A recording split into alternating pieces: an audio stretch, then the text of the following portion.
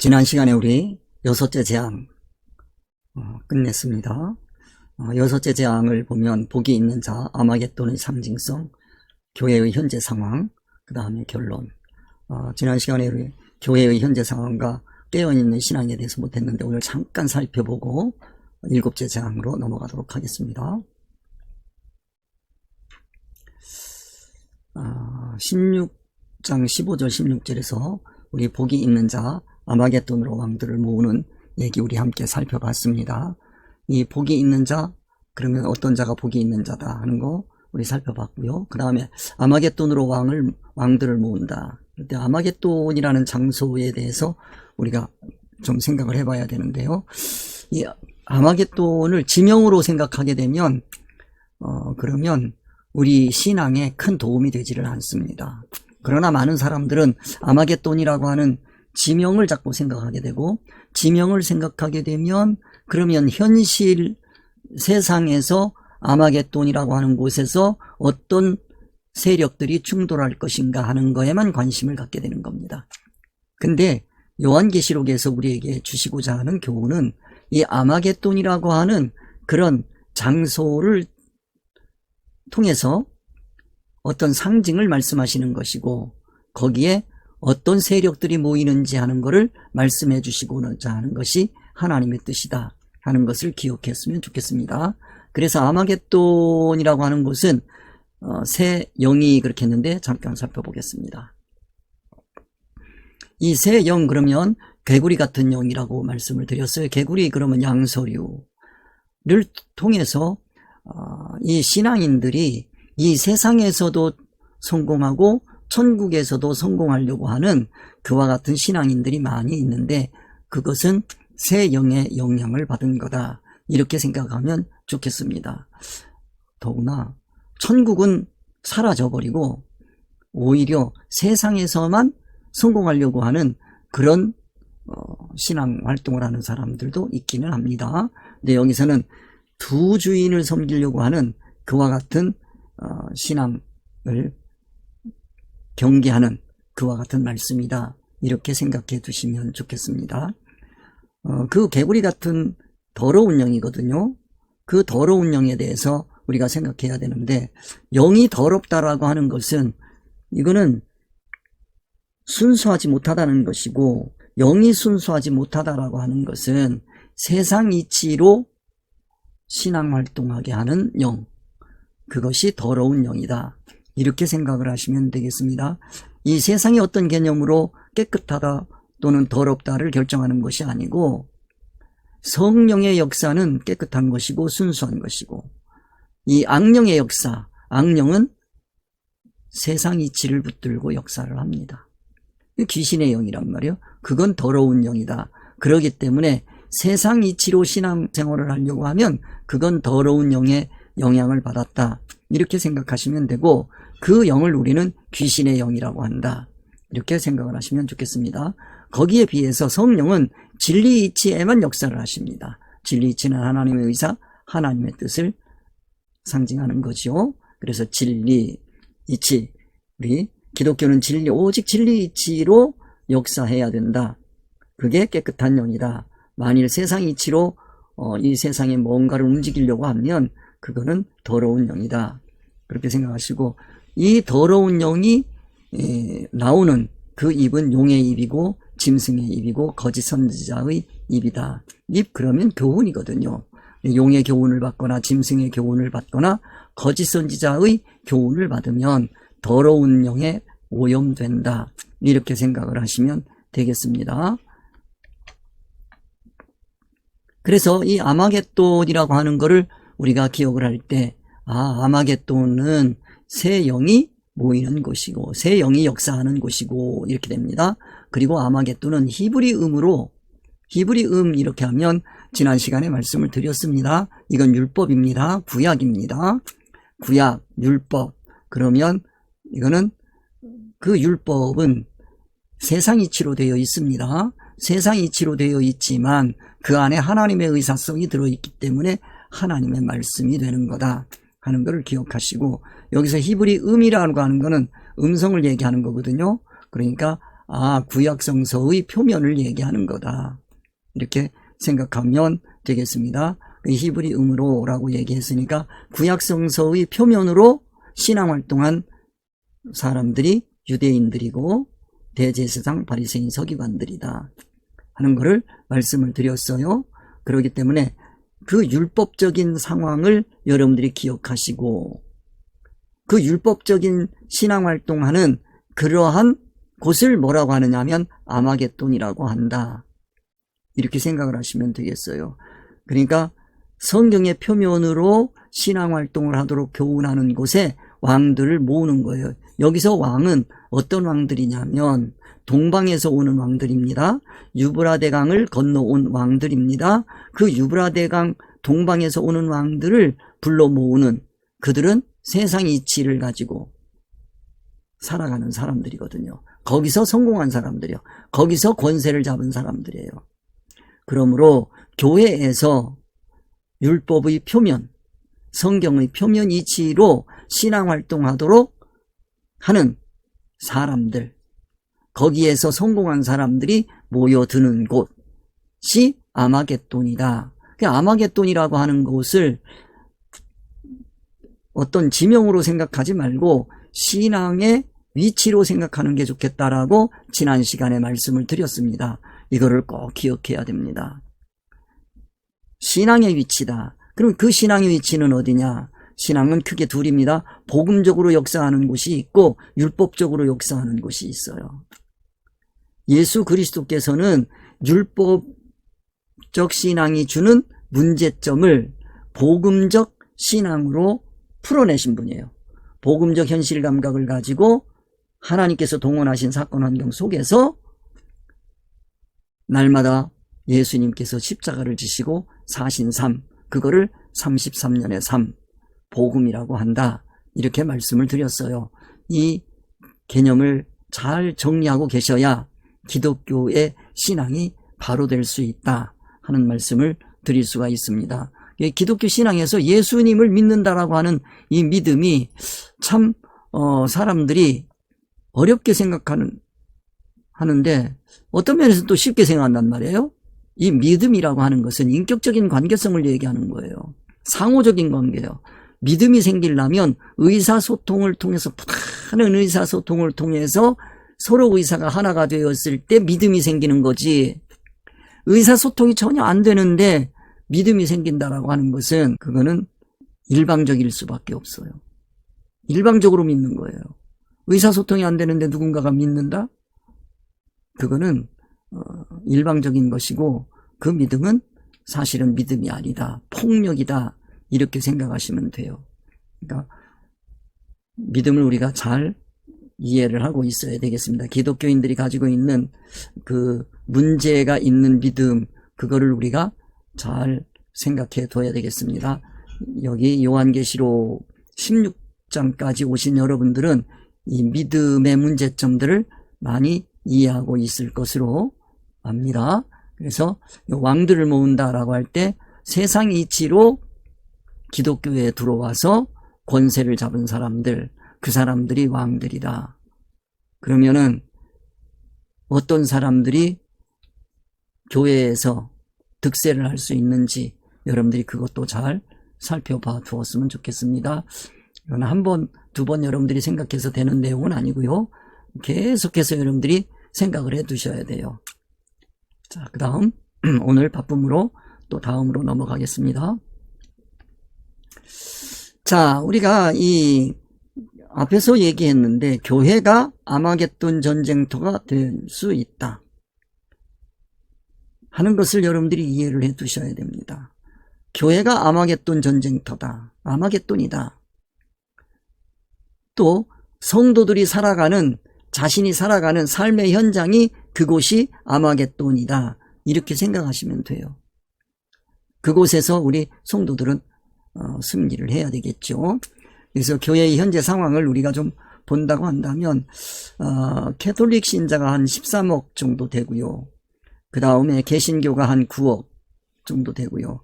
종교회가 2억 정도 된답니다. 캐톨릭이 전체 인구, 세계 인구입니다. 54.17%가 되고 개신교가 37.5%가량 되고 정교회가 8.33% 정도 된다. 요 정도 되는 그런 인구다. 그 다음에 전 세계 기독교인 수가 이렇게 합치면 캐톨릭, 개신교, 정교회까지 합치면 약 24억 정도 된답니다. 이 24억, 세계 인구가 현재 한 80억가량 된다고 하는데요. 세계 인구의 80억 가운데 24억이니까 따지면 한 30%가 기독교인이라고 합니다. 이런 상황에서 그러면 기독교가 더 팽창하고 올라가느냐? 기독교인 수가 전도한다 그러고 선교한다 그러고 뭐 늘었다 그러고 그러는데 요 30%에 고착된 자가 상당 기간이 되는 것 같아요. 늘어나지 않습니다. 그러면 앞으로 기독교인 수가 30% 이상으로 올라갈 것인가? 그건 상당히 회의적입니다. 그건 뭐 여러분들이 기독교인들이 많이 느끼고 있을 겁니다. 신자의 도전신앙의 혼란이 있다고 합니다. 최근 조사에 따르면 약 30% 이상의 기독교인이 신앙의 혼란이나 도전을 경험하고 있다고 합니다. The State of the Church라고 하는 보고서에 그렇게 나와 있다고 합니다. 자, 이들은 여러 가지 이유로 인해서 신앙의 확신이 흔들리거나 영적인 갈등을 겪고 있다고 합니다. 한국 교회에도 떠돌이 성도들이 상당히 많다고 하는데 그 떠돌이 신앙의 사람들을 우리가 생각해보고 거기에 이단들이 많이 또 득세를 하고 있고 그러한 성도들을 많이 놀리고 있는 거죠. 자, 그 다음에 구체적으로 우리가 한번 생각해보면 작년까지 코비드 19에 의해서 폐쇄되거나 또는 뭐 온라인 예배로 전환되거나 그랬다고 합니다. 이로 인해서 신자들은 공동체와의 연결이 약해지고 신앙생활이 위축되는 경험을 하게 된다고 합니다. 그래서 우리가 기억해야 하는 것은 이런 정도의 시험에도 성도들이 흔들린다고 한다면 과연 성도들의 신앙이라고 하는 게 큰 고난 속에서 이겨낼 수 있을까? 그리고 교회에서 모여서 예배 못한다 그런다고 해서 신앙이 떨어질 정도의 신앙인들이라고 하면 그동안에 뭐 한 건가? 우리가 이런 것도 생각해 볼 수 있어야 되겠습니다. 얼마든지 성도들이 하나님께 예배할 수 있는 길은 열려 있을 터인데 자기가 스스로 혼자 해도 되는 것이고 그리고 공동체와 연결할 수 있는 길들이 얼마든지 있을 터인데 그런 것들이 단절돼 가고 있다. 기독교회가 위축되고 있다. 이러면 이건 상당한 교회의 문제가 아닐 수가 없지요. 그래서 우리가 생각해 보자는 거예요. 이게 과연 아마겟돈 전쟁이라고 하는 걸 놓고 볼 때 이 정도의 싸움에도 교회가 위축되고 무너질 수 있는 그런 상황이라면 앞으로 어떨 것인가 하는 것도 생각해 보자. 그런 의미에서 교회의 현실을 생각해 보고 있습니다. 그 다음에 사회적인 이슈가 교회에 아주 혼란스럽습니다. 인종차별 문제라든지 성소수자 권리 문제라든지 뭐 인권 문제라든지 뭐 노사 문제라든지 뭐 정치적인 문제라든지 이런 이슈에 대해서 교회의 입장과 개인 신자의 신념이 충돌하면서 혼란을 겪는 경우가 많습니다.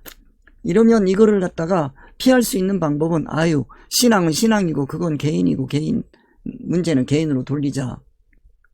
이러면 하나님께서 원하시는 인간들의 인격적인 변화는 없는 거죠. 우리가 주목해 봐야 하는 것은 정말로 하나님께서 원하시는 것은 하나님의 온전한 인품, 성품으로 변화시키려고 예수 그리스도를 이 땅에 보내주셨고 율법도 주시고 했는데 인격이 변하지 않는다. 그게 이런 문제예요. 교회에 선거 때만 되면 갈등이 있어요. 그것도 바로 인격이 변화되지 않은 모습을 우리가 볼 수 있잖아요. 그 투표하면서 사람들이 교회 지도자가 되겠다고 하는 사람들이 일반 윤리 도덕적으로도 되먹지 못한 짓을 하고 있으면 그 과연 하나님의 온전한 인격으로 자라간다는 건 생각할 수조차 없는 거지요. 그런 걸 생각해 보시고, 그 다음에 또 어떤 신자는 교회의 전통적인 가르침과 현대사회의 가치관 사이에서 갈등을 느끼고 있다. 교회의 전통적인 가르침, 뭐 십계명이라든지 뭐 율법이라든지, 요즘의 젊은이들이 가장 큰 갈등을 일으키는 것이 교회 헌금 문제, 11조 문제예요. 그러니까 11조 문제를 해결하지 못하면 과연 그 사람이 물질관도 바로 서지 않았는데 신앙인이라고 할 수 있을 것인가? 그런 걸 심각하게 생각해 봐야 돼요. 그래서 그런 것도 여러분들이 생각해 보자. 그 다음에 요즘 현대 사회가 복잡해짐에 따라서 기독교인들 중에서도 우울증이나 불안증을 겪는 이들이 많아졌다고 합니다. 이들은 신앙에 도움이 되지 않거나 하나님과의 관계에 대한 의문을 가지게 되는 경우가 많다고 합니다. 그래서 이게 왜 이런 현상이 일어나느냐? 기독교인들 중에서 우울증이나 불안증이나 뭐 불면증이나 뭐 이런 문제들이 생겨나는 게 왜 그렇겠는가? 기독교가 인격의 변화가 아니라 환경 변화에 중점을 둔 그와 같은 신앙을 가르치고 그런 신앙을 배우러 다니고 신앙 활동을 하다 보니까 인격은 조금도 변하지 않으니 환경에서 오는 여러 가지 문제에 의해서 극복할 힘이 없는 거예요. 내적인 힘이 없는 거예요. 영적인 힘이 없는 거지요. 그래서 우리가 이 정신건강 문제, 이것도 우리가 생각해 봐야 되겠습니다. 여러 가지로 문제가 많이 있는 그와 같은 현실 우리가 기억하면서, 아마겟돈 전쟁터, 그러면 교회가 아마겟돈 전쟁터가 되어 있고, 그 다음에 왜 그러냐? 유브라데스 강이 말랐고 그 다음에 동방에서 왕들이 몰려 들어와 있어요. 이걸 여러분들이 느끼실 수 있어야 교회가 아마겟돈 전쟁이고, 성도 내 안에 그와 같은 경기가 무너졌기 때문에 내 생활 터전에서 아마겟돈 전쟁이 벌어지고 있고, 거기에 가면 나는 질 수밖에 없지요. 이런 신앙의 문제점들을 여러분들이 이 요한계시록 16장을 통해서 볼 수 있었으면 좋겠습니다. 그 다음에 이제 그 신앙의 여정에서 도전은 결코 쉽게 지나칠 수 없는 중요한 요소입니다.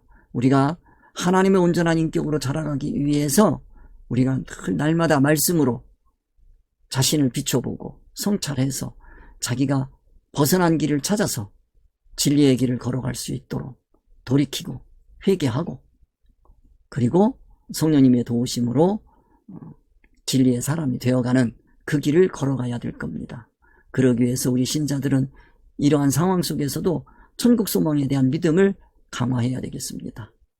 그리고 교회가 지도하는 진리가치 기준을 확립해야 되고, 이 진리가치 기준이라고 하는 건 율법, 성경의 표면 이치가 아닙니다. 이건 성경 표면 이치에 계시되어 있는, 성경에 계시되어 있는 하나님의 의사, 하나님의 뜻이 진리입니다. 그 진리가치 기준, 그게 복음이에요. 복음을 가지고 자기 현실을 볼 수 있어야 돼요. 내가 처한 이 현실이 어떤 현실이냐? 하나님께서 나를 하나님의 온전한 인격으로 길러내시기 위해서 동원하신 사건이고 환경이다 라고 하는 걸 받아들여야 돼요. 그게 현실 감각이야. 복음적 현실 감각이야. 예수님께서 말씀이 육신이 되신 삶을 사셨다는 게 바로 이 율법적 문제의식을 복음적 현실 감각으로 사신 거예요. 그 날마다 제 십자가를 지고 나를 쫓으라고 하신 예수님의 교훈이 그거예요. 그러니까 너의 현실을 복음적 현실 감각으로 봐라 하는 뜻이라고 하는 거를 꼭 기억하시고, 그래서 하나님의 온전한 인격적으로 자라가는, 이게 깨어있는 복된 자라고 하는 것을 기억하시고 여러분 모두가 복된 자가 되시기를 바랍니다. 그래서 율법적 문제의식과 복음적 현실 감각을 갖추어야 이 기독교요. 유대교는 율법적 문제의식에 매몰된 신앙이란 말이에요. 거기에서 헤어나지를 못했어요. 거기에 매여 있는 그들에게 예수 그리스도께서 말씀이 육신이 되어 오셔서 복음적 현실 감각을 불어넣어 주셨단 말이에요. 이 신앙을 여러분들이 이해를 해야 되겠습니다. 그래서 우리가 요한계시록 그렇게 하면 이제는 이런 신앙의 세계를 여러분들이 느낄 수 있어야 되겠다 하는 말씀을 드리겠습니다. 결론적으로 말씀드리겠습니다. 깨어있는 신앙이라고 하는 게 뭐냐? 진리 하나님의 말씀을 깨닫는 거예요. 그거는 율법에 게시되어 있는 하나님의 의사, 하나님의 뜻. 그건 뭐냐? 구원이란 말이에요. 구원이 이치란 말이에요. 그게 복음이란 말이에요. 그 복음으로 나에게 닥쳐온 사건과 환경과 사람을 보는 거예요. 그거를 섭리라고 한단 말이에요.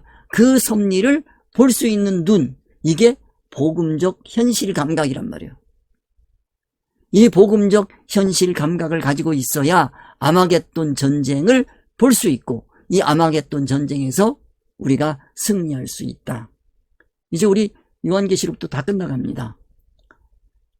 이러한 신앙의 눈을 가져야 여러분들 신앙의 현장에서 승리하는 자들이 될 수 있다. 왕들로부터, 동방에서 온 왕들로부터 이겨낼 수 있다 하는 말씀을 드릴 수가 있습니다. 자, 그래서 아마겟돈 전쟁은 이미 시작이 되어 있습니다. 성도들이 하나님의 말씀인 진리로 그래서 무장해야 합니다. 그리고 모든 성도들이 지도자로 성숙할 수 있도록 사람을 세우는데 모든 목회력을 집중해야 할 때가 된 겁니다. 그래서 우리는 사람을 세우는 게 지도자로 세우는 거요, 예수 그리스도의 제자로 세우는 거요, 훈련을 받게 해줘야 돼요. 그게 목회다, 교회다 하는 것을 기억해야 되겠습니다. 그 다음에 그 최선의 대책은 예수님의 지상명령인 땅끝까지 이르러 증인이 되는 제자로 세워가야 하는 거다 하는 말씀을 드릴 수가 있겠습니다. 그래서 아마겟돈 전쟁까지 전부 마치겠습니다. 자, 오늘은 이제 7째 가겠습니다. 우리가 첫째 땅에 쏟았습니다. 둘째 바다에 쏟았습니다. 셋째 강과 물 근원에 쏟았습니다. 이렇게 여러분들이 기억을 해둬야 돼요. 아, 첫째 재앙, 둘째 재앙, 셋째 재앙, 넷째 재앙, 다섯, 여섯, 일곱 이렇게 왔단 말이에요. 그러면 여섯째 재앙까지 우리 끝났잖아요. 그러니까 이제 일곱째 재앙으로 가야 됩니다. 자, 일곱째 재앙. 자, 일곱째 재앙.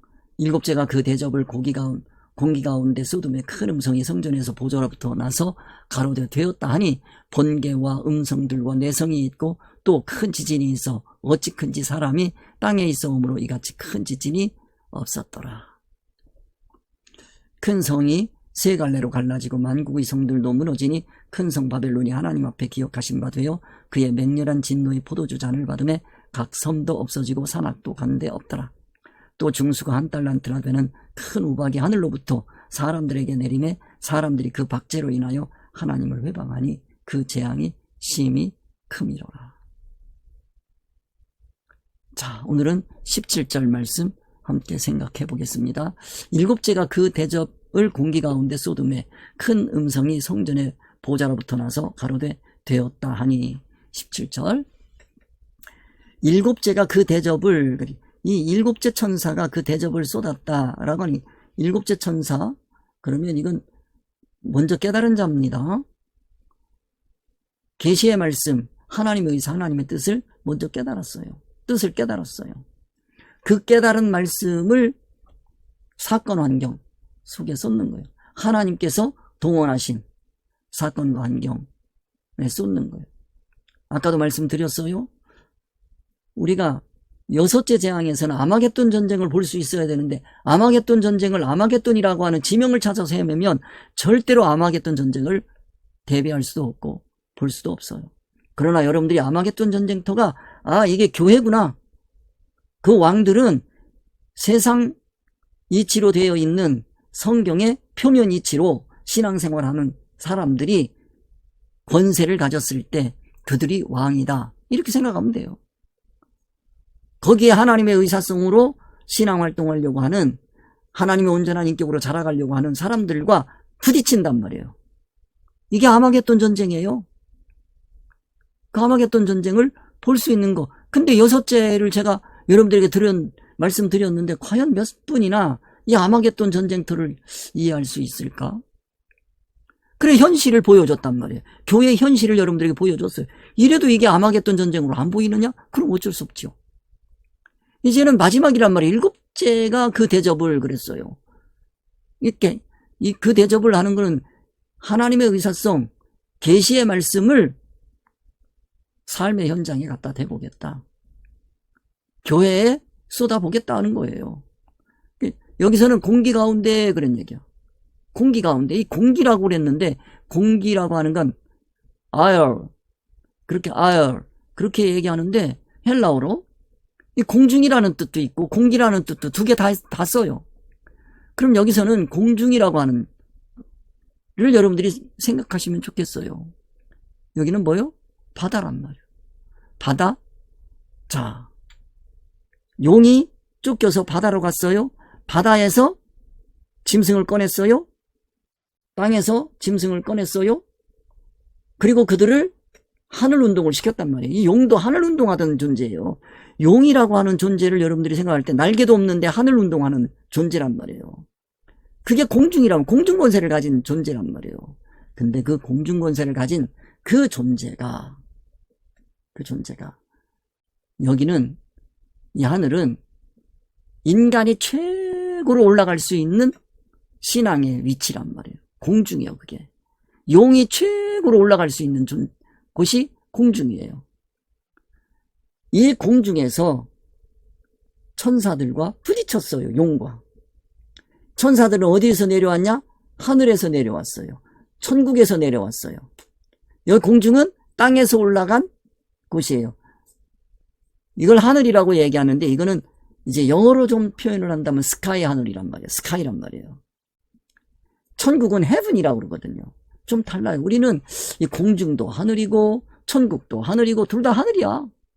그래 이거 구별하기가 어려운데 여러분들이 공중하면 인간이 최고로 올라갈 수 있는 그곳, 그 하늘,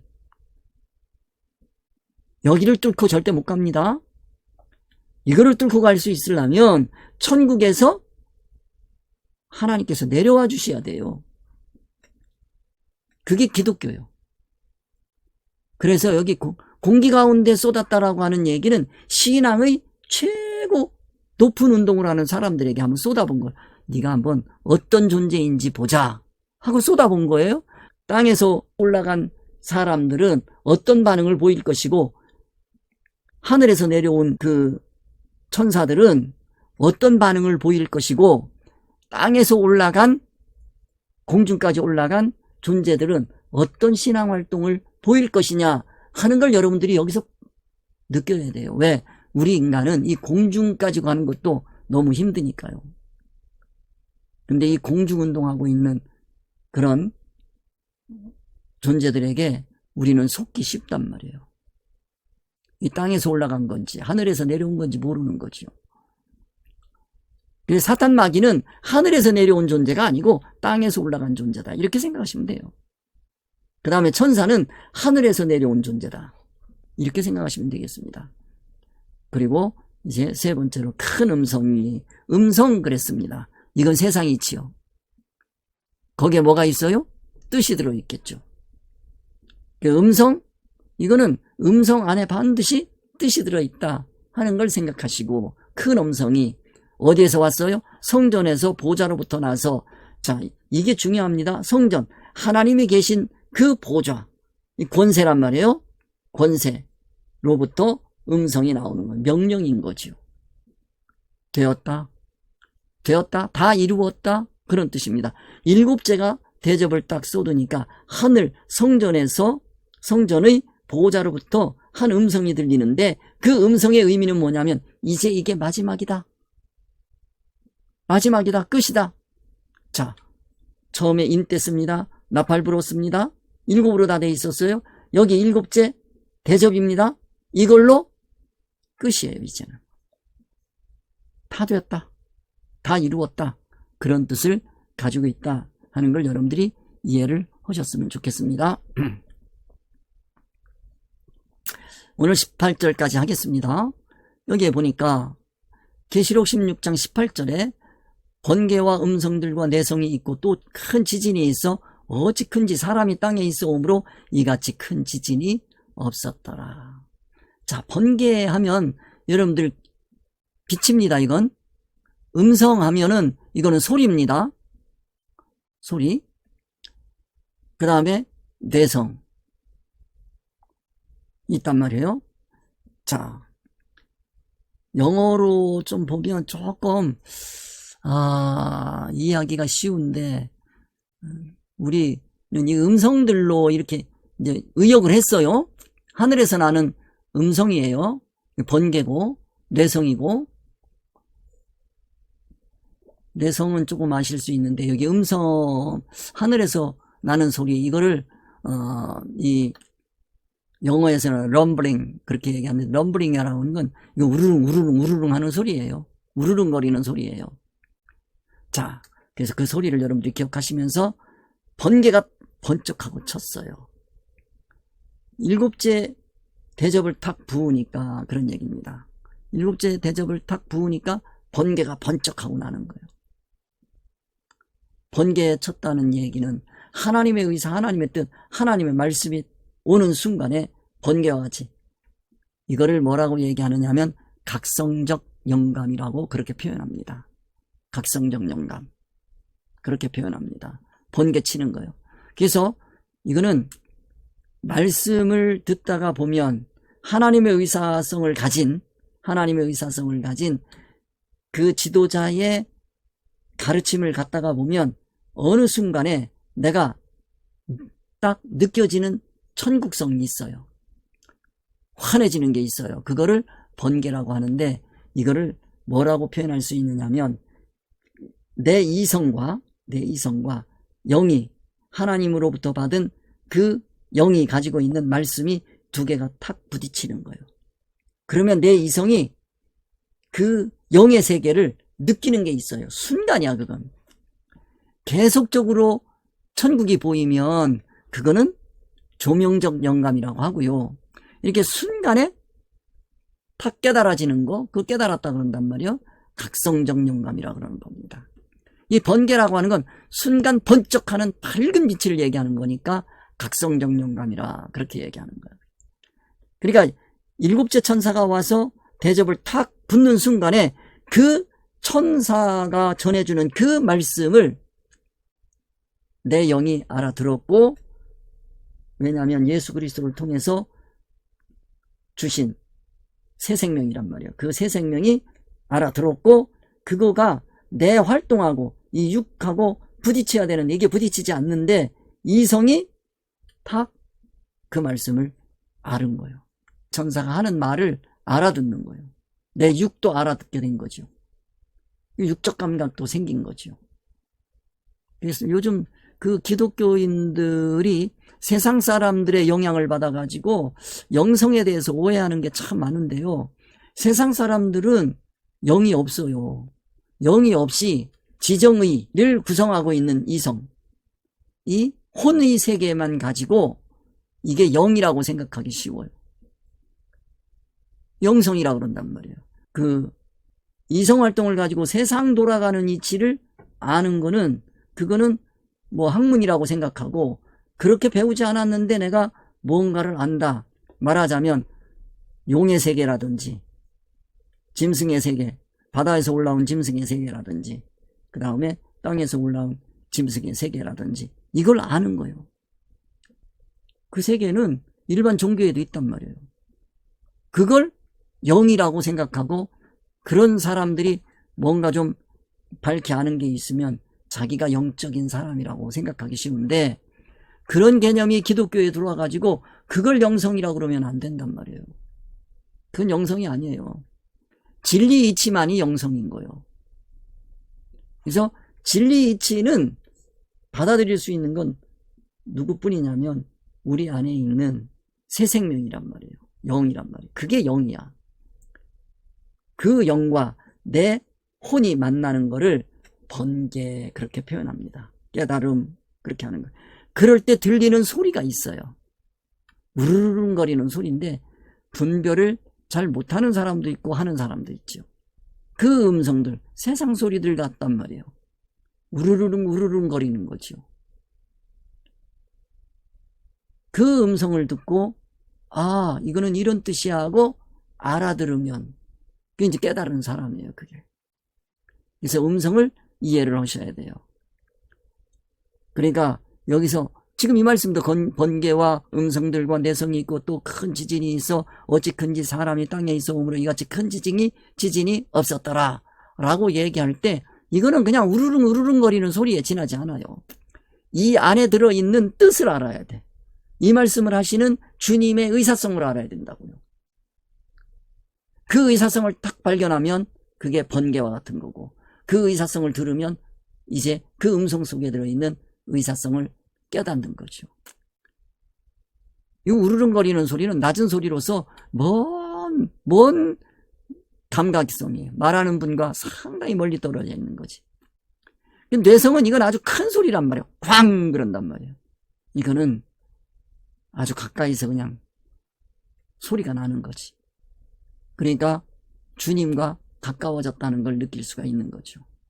여러분들이 번개와 음성들과 내성이 있고 또 큰 지진이 있어 어찌 큰지 사람이 땅에 있어 오므로 이같이 큰 지진이 없었더라 라고 하는 이 말씀을 이해할 수 있으면 이거가 음성들을 들은 거고 뇌성이 들려온 거죠. 그걸 들으면 자 깨달았어요. 깨달음의 세계를 얘기한다고 그랬어요. 번개, 음성, 뇌성 깨달음의 세계입니다. 그러면 누가 보이냐면 내가 보이는 거예요. 여기서 큰 지진하면 땅이란 말이에요. 땅은 내 마음밭이란 말이에요. 신앙의 터전이란 말이에요. 신앙의 터전이 어디에 있습니까? 내 안에 있단 말이에요. 지금까지 내가 신앙활동 해왔던 그 터전이 찢어지는 거예요. 지진이 나는 거예요. 흔들리는 거예요. 아마도 이 말씀을 듣는 여러분들 중에서 번개와 음성들과 내성이 있고 또 큰 지진이 있어 어찌 큰지 사람이 땅에 있어 오므로 이같이 큰 지진이 없었더라 하는 말씀을 들을 때 자 여기까지는 이거 내가 알았다. 그 다음에 이제 19절 20절 21절 가면 여러분들이 이제 마음에서 찢어지는 게 있는 거죠. 아마도 여섯째 재앙에서도 여러분들 큰 지진이 났을지 모르겠어요. 그런데 여기서는 더 큰 지진이 나는 거죠. 왜냐하면 나의 신앙이 최고인 줄 알았는데 그 신앙이 형편없거든. 이거 찢어져야 되는 거고 터져야 되는 거고 분쇄돼야 되는 그런 신앙이죠. 그게 어찌 큰지 사람이 땅에 있어 오므로 이같이 큰 지진이 없었더라. 사람이라고 하는 얘기는 이거 사람은 하나님께서 새 생명을 주신 사람이란 말이야. 근데 그 사람은 날마다 커가는 거예요. 그러니까 지금까지 내가 경험했던 말씀의 세계와는 전혀 다른 말씀의 차원이 나에게 탁 오는 거죠. 그래서 내가 지금 닦아놨던 그 신앙의 터전이 찢어지는 거죠. 무너지는 거죠. 그와 같은 거를 말씀해 주시는 거다. 이렇게 생각을 하시면 되겠습니다. 그래서 번개와 음성들과 내성이 있고 큰 지진이 있어 어찌 큰지 사람이 땅에 있어 오므로 이같이 큰 지진이 없었더라. 그래서 여섯째 재앙에 이어서 이제 일곱째 재앙까지 우리가 함께 생각을 해봤습니다. 다음 시간에 우리 마무리 짓도록 하겠습니다. 수고들 많이 하셨습니다. 우리 주님 가르쳐 주신 기도로 하나 되는 시간 갖겠습니다. 하늘에 계신 우리 아버지여 이름이 거룩히 여김을 받으시오며 나라에 임하옵시며 뜻이 하늘에서 이루어진 것 같이 땅에서도 이루어지이다. 오늘날 우리에게 일용할 양식을 주옵시고 우리가 우리에게 죄 지은 자를 사하여 준 것 같이 우리 죄를 사하여 주옵시고 우리를 시험에 들게 하지 마옵시고 다만 악에서 구하옵소서. 나라와 권세와 영광이 아버지께 영원히 있습니다. 다음 주에 뵙겠습니다.